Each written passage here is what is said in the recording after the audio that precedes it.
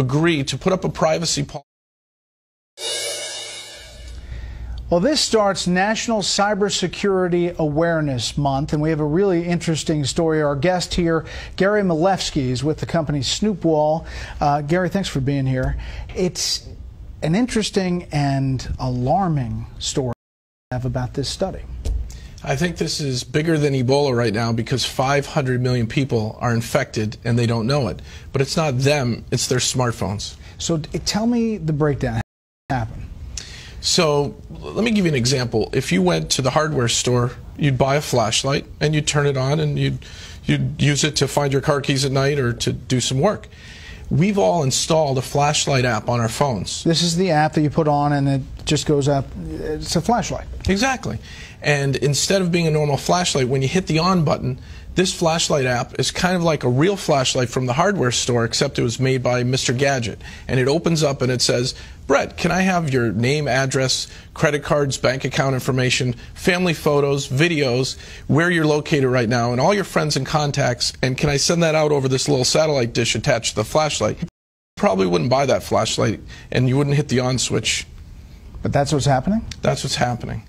The top 10 flashlight apps today that you can download from the Google Play Store are all malware. They're malicious, they're spying, they're snooping, and they're stealing.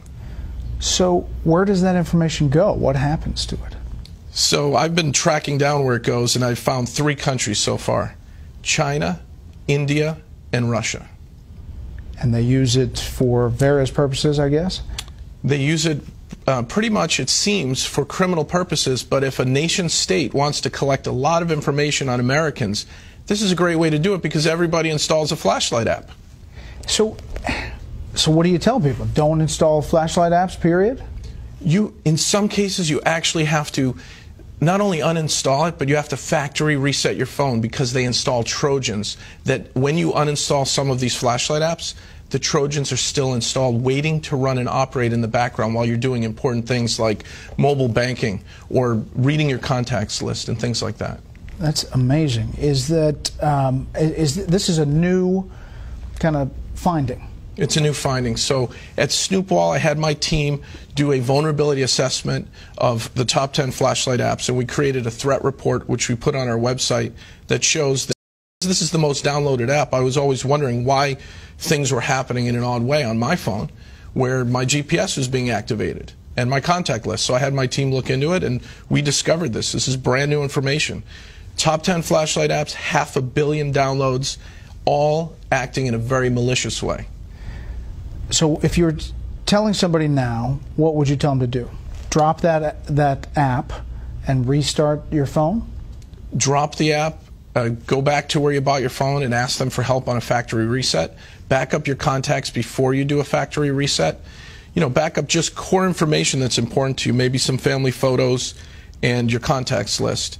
And then really just go for a factory reset, which wipes all the hidden data areas where the malicious Trojans are getting installed. Now, are you hearing anecdotally that this is happening? People saying there's something weird's going on, or I mean, obviously you did your own investigation, but are people reporting it? People reported this to the FTC, and the #2 flashlight app was sued by the FTC, and they just recently settled.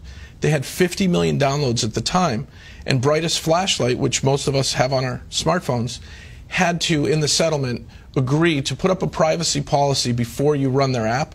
The privacy policy, Brett, is 25 pages of legalese saying, yes, we spy on you, yes, we geolocate you, yes, we want your mobile data off your phone. We want all this info, accept or don't run our app. And most people don't read it, and they hit accept. That was their settlement with the FTC.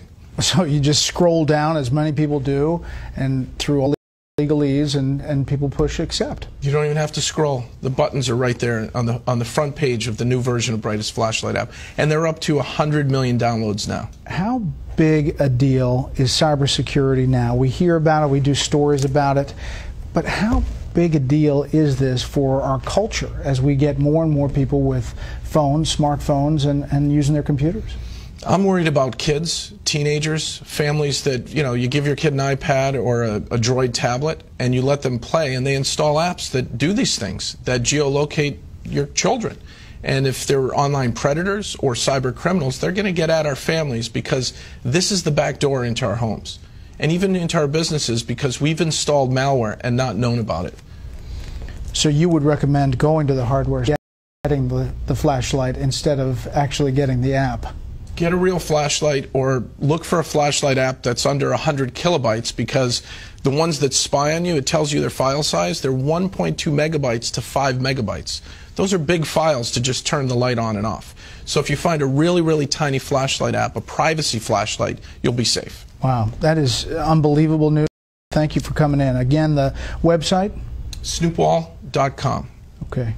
Gary, thanks a lot. Brett, thank you.